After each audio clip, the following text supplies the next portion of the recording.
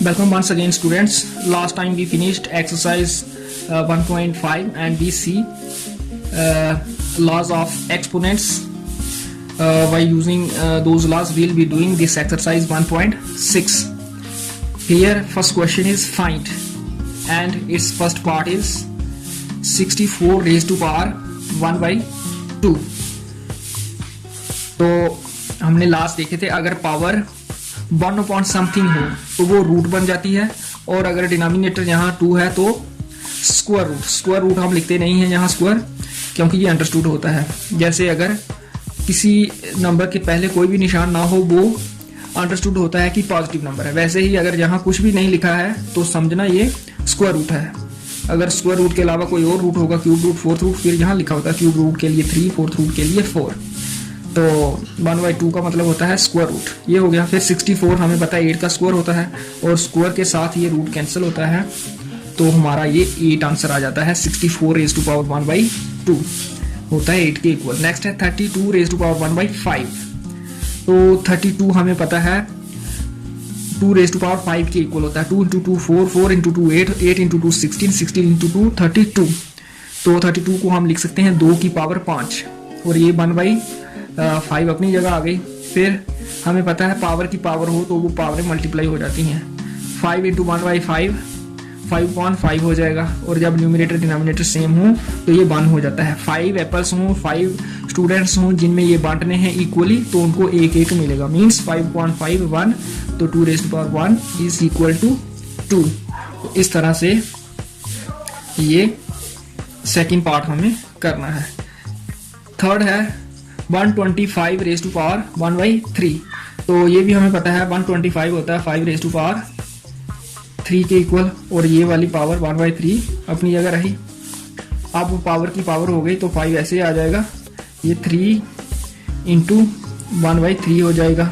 3 × 3 3, 5 अपनी जगह रहा, और डिनोमिनेटर वाला ये 3/3 1, और 5 रेज़ टू पावर 1 आ जाएगा 5 आंसर।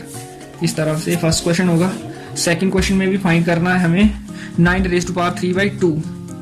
तो 9 हमें पता है 3 का स्क्वायर होता है, ये लिख दिया। बाकी 3/2 ये ऐसे ही आ गया। 2 × 3/2 आ गया, फिर 2 कैंसिल हो गया।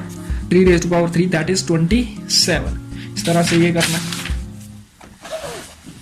नेक्स्ट है 32 रेज़ टू पावर 2.5। 32 हमें पता है 2 रेज़ टू पावर 5 के इक्वल होता है। 5 × 2 हो गया, न्यूमरेटर में पावर की पावर है तो पावर मल्टीप्लाई हो जाएंगी।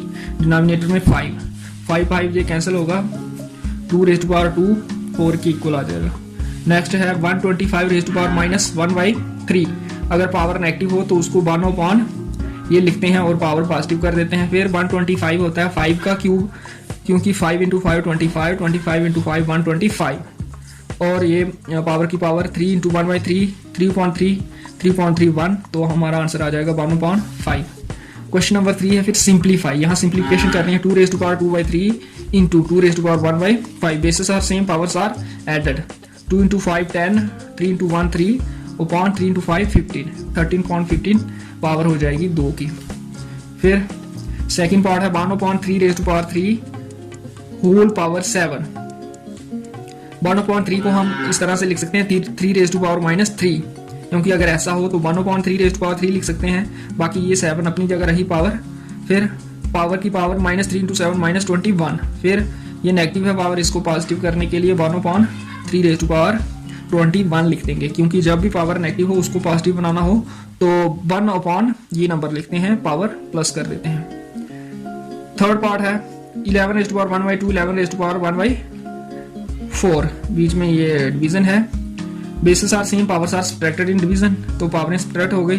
4 × 1 क्रॉस मल्टीप्लाई करेंगे 4, 2 × 1 2, 2 × 4 8, 4 - 2 2, 2.8 दैट इज 1/4। इस तरह से ये आंसर आ जाएगा। और लास्ट पार्ट है 7 raise to power 1/2 × 8 raise to power 1/2। यहाँ पावरें सेम है 1/2 1/2, बेस डिफरेंट है तो बेस मल्टीप्लाई हो जाएंगे। 7 × 8 56, और पावर आ जाएगी 1/2। तो इस तरह से ये आपका फर्स्ट यूनिट फिनिश हुआ। नेक्स्ट टाइम मैं सेकंड यूनिट करूँगा।